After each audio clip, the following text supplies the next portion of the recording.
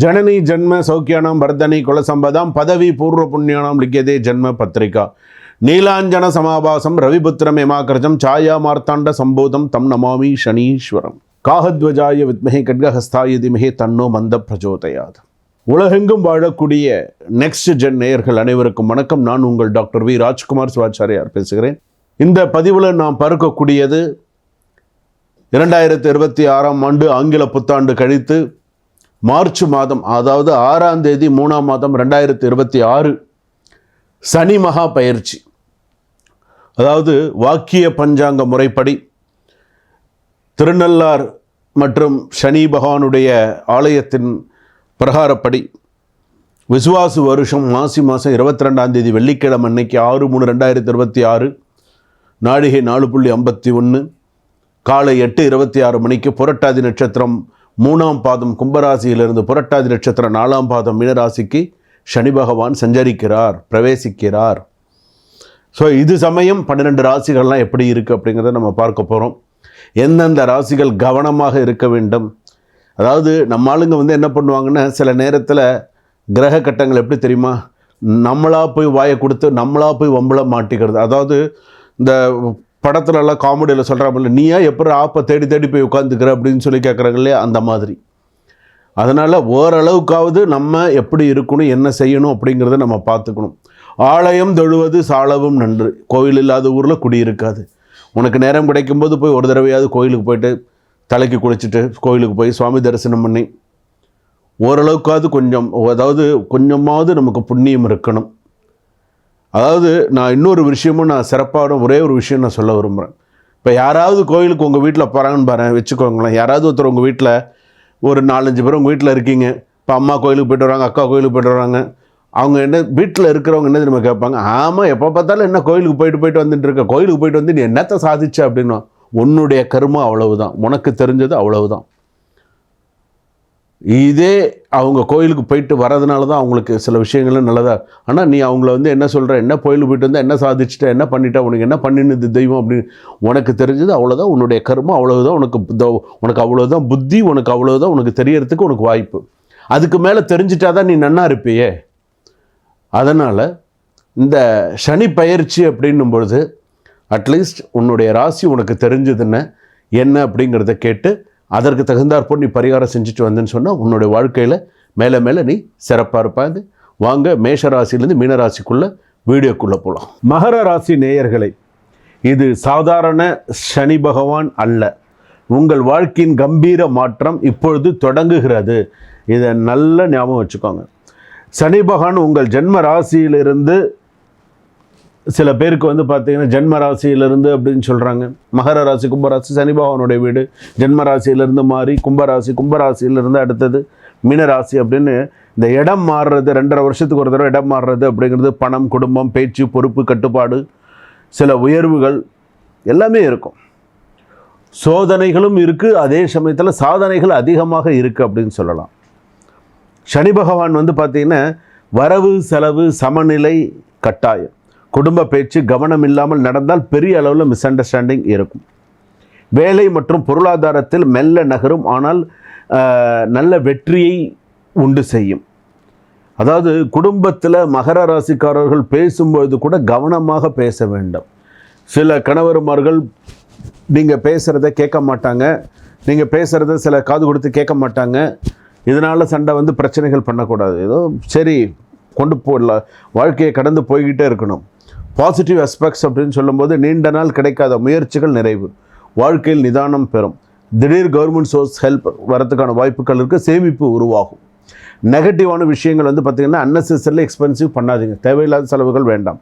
Family tension அதிகமாக இருக்கும், வழக்கு கடன் அழுத்தம் அதிகமாக இருக்கும், ஸ்பீச் ரிலேட்டட் கிளாஷஸ் ஆகிறதுக்கு நிறைய வாய்ப்புகள் இருக்குது. ரொம்ப கவனமாக பேசுங்க, கவனமாக சொல்லுங்கள். வேலை பளு அதிகரிக்கும், மேலதிகாரிகள் ப்ரெஷர் கொடுத்தாலும் உங்களோட பெர்ஃபார்மன்ஸ் உங்கள் நம்பிக்கையை உயர்த்தும். பிஸ்னஸில் ப்ராஃபிட் அதிகமாக இருக்கும், ஸ்லோ பட் ஸ்டடி, ஓரளவுக்கு வந்துடுவீங்க. நியூ பார்ட்னர்ஷிப் அவாய்ட் செய்கிறது நல்லது. இந்த நேரத்தில் ஒர்க் ரிலேட்டட் நல்ல ட்ராவல் இன்க்ரீஸ் இதெல்லாம் நிறையா இருக்கும். அடுத்ததாக பார்த்திங்கன்னா குடும்ப பேச்சு கவனம் இல்லாமல் பேசினால் பிரச்சனைகள் உருவாகும். நல்ல ஞாபகம் வச்சுக்கோங்க. ஃபேமிலி அண்ட் மேரிட் லைஃப்பை பற்றி நான் சொல்லிகிட்டு இருக்கேன். குடும்ப பேச்சு கவனம் இல்லாமல் பேசினால் பிரச்சனைகள் ஏற்படும்.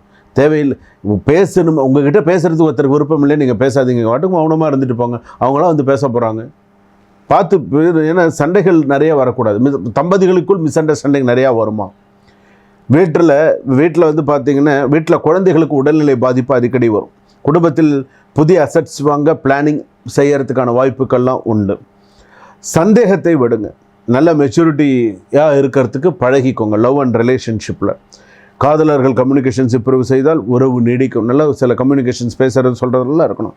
அதே போல் வந்து பார்த்திங்கன்னா சில பேருக்கு இந்த மகர ராசிக்காரர்கள் சில பேருக்கு பழைய லவ் வந்து பார்த்திங்கன்னா ரீஎன்ட்ரி ஆகிறதுக்கான சில வாய்ப்புகள் வரும். குடும்பத்தில் ப்ராப்பர்ட்டி ஃபினான்ஸ் அப்படின்னு எடுத்துக்கும் போது பெரிய முதலீடுகள்லாம் அவாய்ட் பண்ணுறது நல்லது. கடன் வாங்கினால் ரிட்டர்ன் ஸ்லோவாக தான் இருக்கும். அதனால் நீங்கள் மகர ராசி பொறுத்தளவுக்கு கடன் கொடுக்கல் வாங்கல் விஷயத்தில் கவனமாக இருங்க. தங்க நகை சேமிப்பெல்லாம் உண்டு. வீட்டுக்கான சில விஷயங்கள்லாம் நிறைவேற்றுவீங்க. வீட்டுக்கான சில விஷயங்கள்லாம் நிறைவேற்றக்கூடிய வாய்ப்புகள் உண்டு. மாணவிகளுக்கு படிப்பில் கான்சன்ட்ரேஷன் பவர் குறையும். அதே போல் ஹார்ட் ஒர்க் செய்தால் டாப் ரேங்க்குக்கு சான்சஸ் இருக்குது. இன்ஜினியரிங் மெடிக்கல் ஸ்டூடெண்ட்ஸுக்கு ஸ்லோ ப்ராக்ரஸ்.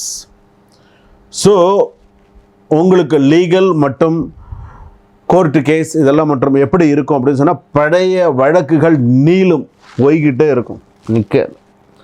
டாக்குமெண்ட்ஸ் கவனமாக வைத்து கொள்ளவும். டாக்குமெண்ட்ஸ் தொலைஞ்சு போகிறதுக்கான வாய்ப்பு இருக்குது. மிஸ்பிளேஸ் ஆகிறதுக்கு வாய்ப்பு இருக்குது. யாராவது ஒழிச்சு வைக்கிறதுக்கு வாய்ப்பு இருக்குது. Compromise settlement better. சரி, எதாக இருந்தாலும் பேசி தீர்த்துருங்க. கூடவே குறைச்சல பேசி தீர்த்து தொலைச்சி விடுங்க. வேறு வழி இல்லை. ப்ராப்பர்ட்டி ரிலேட்டட் கேஸுகளில் டிலே ஆகும். மெடிக்கல்லாம் வந்து பார்த்திங்கன்னா மெடிக்கல் ஹெல்த் ரெமெடிஸ் வந்து பார்த்திங்கன்னா கால் வலி, மூட்டு வலி, நரம்பு பெயின் அதிகமாக இருக்கும். அதே போல் இடதுகண் பார்வை பிரச்சனைகள் உண்டு. அதே போல் வந்து பார்த்திங்கன்னா பிபி சுகர் உள்ளவர்கள் முறைப்படி செக் செய்து கொள்வது நல்லது. அடுத்ததாக வந்து பார்த்திங்க அப்படின்னு சொன்னால் உங்களுடைய ராசிக்கு அப்படின்னு சொல்லும்போது கோவிலுக்கு சனிக்கிழமையில் காலபைரவருக்கு சரி, ஆஞ்சநேயருக்கு சரி, துர்க்கை அம்மனுக்கு தீபம் போட்டுட்டு வாங்க. கண்டிப்பாக நிறைய நல்ல விஷயங்கள், நிறைய நல்ல சூழ்நிலைகள் எல்லாமே நன்னா இருக்கும். அடுத்ததாக வந்து பார்த்திங்க அப்படின்னு சொன்னால் உங்களுடைய ராசிக்கு வந்து பார்த்திங்க அப்படின்னு சொன்னால் திருநள்ளாறு கூட டைம் கிடச்சா போயிட்டு வாங்க. தப்பு கிடையாது. போயிட்டு வந்தால் உங்களுக்கு நல்லது. ஏதாவது ஒரு விஷயங்கள் செய்யணும்னு நினச்சிங்கன்னா செஞ்சுட்டு வந்தீங்க அப்படின்னு சொன்னால் நல்லாயிருக்கும். என்னென்ன தேவையில்லாமல் கோபப்படுவதை தவிர்ப்பது நல்லது. இரவு நேரங்களில், அதாவது 6 மணி 7 மணிக்கு மேலெல்லாம் தேவையில்லாமல் கோபப்படுறது, சண்டை போடுறது, பிரச்சனை பண்ணுறது இதெல்லாம் வேண்டாம். ஸோ கொஞ்சம் இனிமேல் உங்களுக்கு நல்ல நேரம் இருக்குது, அதை பயன்படுத்திக்கோங்க. வாழ்க வளமுடன். இதுவரையில் நாம் பார்த்தது 2026ஆம் ஆண்டு சனி பெயர்ச்சி பொது பலன்கள்.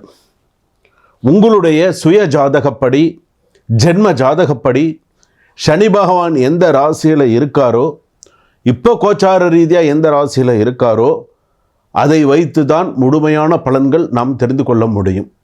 நான் இப்போ சொல்லியிருக்கிறது முழுக்க பொது பலன்கள். சில பேருக்கு இந்த பொது பலன்களே ஃபுல்லாக பழிக்கும். எப்படி இருக்கும் என்ன ஏதுங்கிறதெல்லாம் சில பேருக்கு பழிக்கும். சொன்னது சாமி நீங்கள் சொன்னது சரியாக இருந்தது அப்படின்னு சொல்கிறவங்களாம் சொல்லியிருக்கீங்க.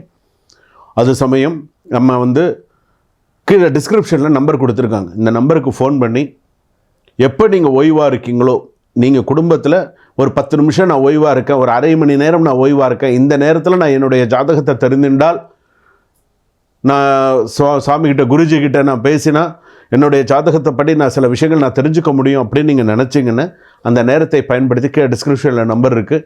என் கூட நீங்கள் பேசலாம். உங்களுடைய ஜாதகத்தை பற்றி நீங்கள் பேசலாம், தெரிஞ்சுக்கலாம். அடுத்து என்ன செய்யணுங்கிறத தெரிஞ்சுக்கலாம்.